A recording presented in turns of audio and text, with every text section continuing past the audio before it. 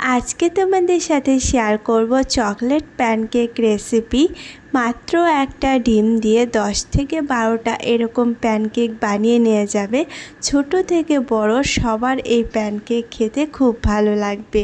প্রথমে এখানে নিয়ে নিয়েছি একটা ডিম। ডিমটা একটা বাউলে ঢেলে নিচ্ছি আর এই একটা ডিমের সাথে এখানে অ্যাড করব হাফ কাপ চিনি। চিনিটা এখন ফেটে নিতে হবে। ডিমটার সাথে চিনিটা খুব ভালোভাবে ফাটিয়ে নিচ্ছি। চিনিটা যতক্ষণ না পুরোপুরি মেল্ট হয়ে যাচ্ছে ততক্ষণ এভাবে এটাকে ফাটতে থাকতে হবে। এখানে ফ্লেভারের জন্য অ্যাড করব ভ্যানিলা এসেন্স। এখানে আমি নিয়েছি হাফ টিস্পুন ভ্যানিলা এসেন্স। আরও একবার ভালোভাবে চিনিটাকে ফেটে নেব।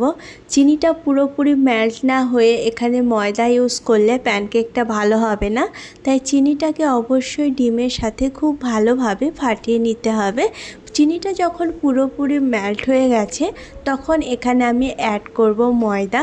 তো এখানে আমি একটা ছাকনা নিয়ে নিয়েছি যাতে ময়দার এক্সট্রা কোনো যদি লাম্পস থাকে সেটা আটকে যাবে। 1 কাপ ময়দা অ্যাড করেছি, সামান্য লবণ, হাফ চামচ বেকিং সোডা দিয়েছি। এখন ময়দাটা এইভাবে চেলে নিচ্ছি। এখানে কোকো পাউডার ইউজ করব। তো এই ময়দাটা যখন চালা হয়ে যাবে তখন এখানে অ্যাড করব কোকো পাউডার। তো এখানে আমি নিয়ে নেব 2 চামচ কোকো পাউডার। এখানে একটা ডিম ইউজ করেছি আর 1 কাপ ময়দা, ঠিক সেই পরিমাণে কোকো পাউডার দিয়েছি। আর এখানে নিয়েছি 1/4 কাপ মতো গুঁড়ো দুধ, মিল্ক পাউডার। মিল্ক পাউডারটা অ্যাড করলে প্যানকেকটা খেতে খুব মজার হয়, তাই এখন এটাও চেলে নিয়েছি। এর সাথে অ্যাড করব ভেজিটেবলস অয়েল, বাটারও ইউজ করা যাবে। তার সাথে এখানে নিয়ে নেব দুধ। ব্যাটারটা বানানোর জন্য এখানে দুধের ব্যবহারটা করছি। তো এখানে আমি হাফ কাপ দুধ ব্যবহার করেছি। এখন খুব ভালোভাবে এটাকে মিক্স করে নিচ্ছি।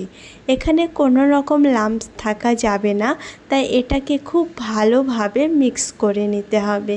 প্যানকেকটা যদি এইভাবে বানানো যায় তাহলে এটা খেতে ভীষণই মজার হয়।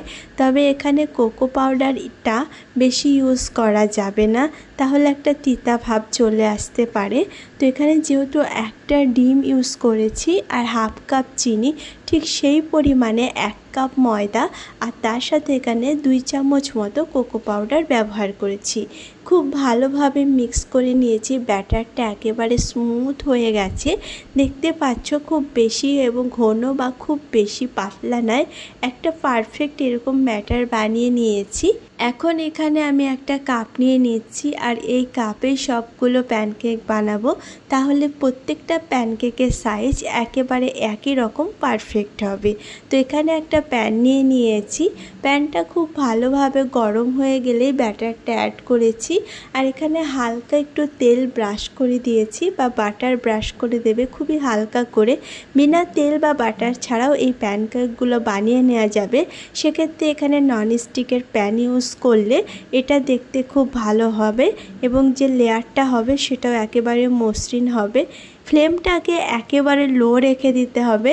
2 থেকে 3 মিনিট একেবারে লো ফ্লেমে রেখে দিলেই দেখতে পাবে এরকম ফুলে উঠেছে, ভিতরে একেবারে কাঁচা থাকে না, একেবারে সফট ফ্লপি প্যানকেক তৈরি হয়ে যাবে। দেখতে পাচ্ছ কতটা সুন্দর হয়েছে, ভিতরে একেবারে কাঁচা নেই আর কীরকম ছেদ হয়ে গেছে, ভিতরে একেবারে কাঁচা থাকে না। এইভাবে যদি তৈরি হয়ে যায়, এখন এগুলোকে উল্টে দিচ্ছি আর এইভাবে সবগুলো প্যানকেক বানিয়ে নিচ্ছি। দেখতে পাচ্ছ কতটা সুন্দর এই প্যানকেকগুলো তৈরি হয়ে গেছে। একটা ডিম দিয়ে তৈরি এই প্যানকেকের রেসিপি একবার বানিয়েও আশা করছি সবার খুব ভালো লাগবে। বাচ্চাদের এই প্যানকেকগুলো খুবই প্রিয় হয়। চকলেট প্যানকেকের রেসিপি। আজকের রেসিপি কোথাও ভালো লেগে থাকলে অবশ্যই লাইক করো। এরকম রেসিপি দেখার জন্য আমার চ্যানেলকে সাবস্ক্রাইব করো।